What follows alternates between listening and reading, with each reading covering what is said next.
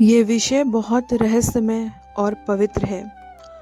आत्मा गर्भ में कैसे प्रवेश करती है और क्यों कुछ बच्चों को अपना पिछले जन्म की बातें याद रहती हैं। इसे वेद, उपनिषद, गरुड़ पुराण और योग दर्शन की दृष्टि से एक ही गहरे प्रभाव से समझो।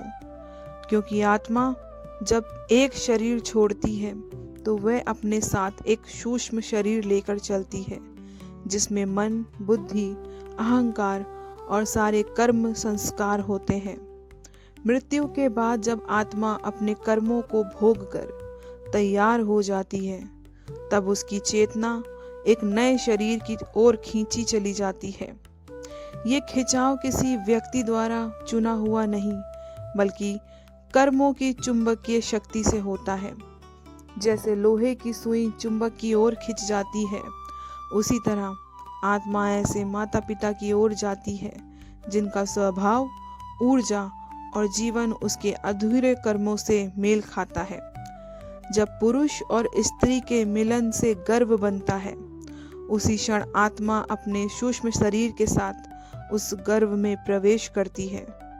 गरुड़ पुराण कहता है कि आत्मा गर्भ में प्रवेश करते समय अत्यंत संकुचित और चेतन होती है और वह अपने पिछले जन्मों की स्मृतियां साफ देख सकती है। आत्मा जानती है कि उसने कहाँ गलती की, किसे दुख दिया और किसे प्रेम किया, और वह ईश्वर से वादा करती है कि इस बार वह बेहतर बनेगी। लेकिन जैसे जैसे गर्भ बढ़ता है, माया की परतें आत्मा की चेतना को ढकने लगती है।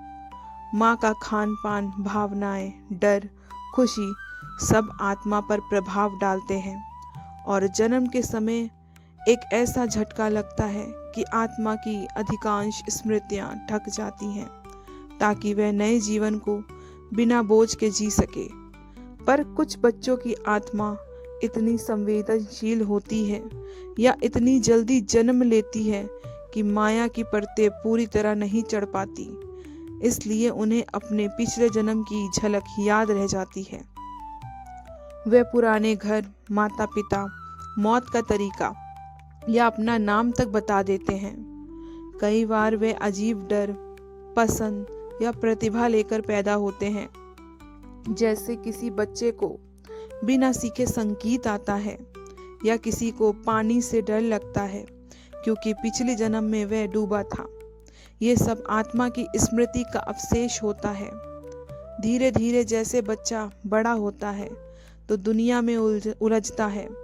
ये स्मृतियां धुंधली होती जाती हैं, लेकिन उनके प्रभाव उसके स्वभाव में बने रहते हैं। इसलिए कुछ लोग बिना कारण बहुत दयालु होते हैं और कुछ लोग बहुत क्रोधित, कुछ आध्यात्मिक, या सब पिछले जन्मों का बीज होता है। और इसी कारण कुछ लोगों से मिलते ही हमें लगता है कि हम पहले से उन्हें जानते हैं, क्योंकि आत्माएं एक दूसरे को पहचानती हैं, भले ही दिमाग ना पहचाने। इस पूरी प्रतिक्रिया का उद्देश्य आत्मा को धीरे धीरे पूर्णता की ओर ले जाना है, ताकि वह कर्मों से मुक्त होकर एक दिन परमात्मा में विलीन हो सके। और यही जन्म मरण का रहस्य है।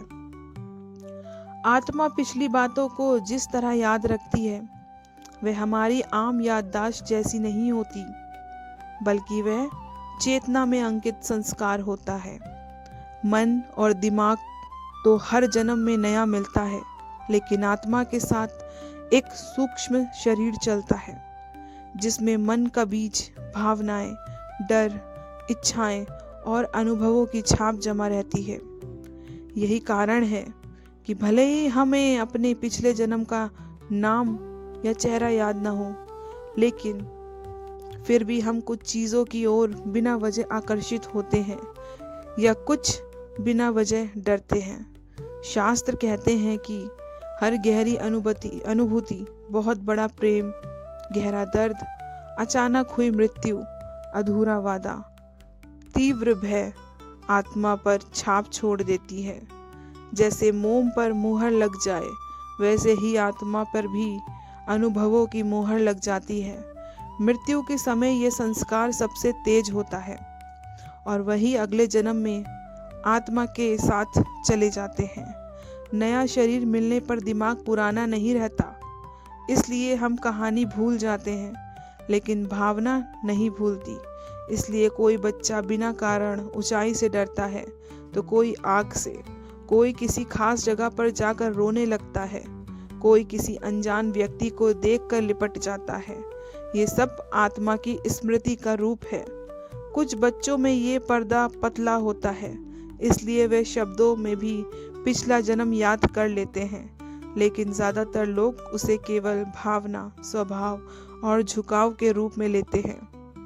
इस तरह आत्मा भूलती नहीं, वह बस शब्दों में नहीं, ऊर्जा में याद रहती है। इसलिए कहा जाता है, मन भूलता है पर आत्मा कभी नहीं भूलती।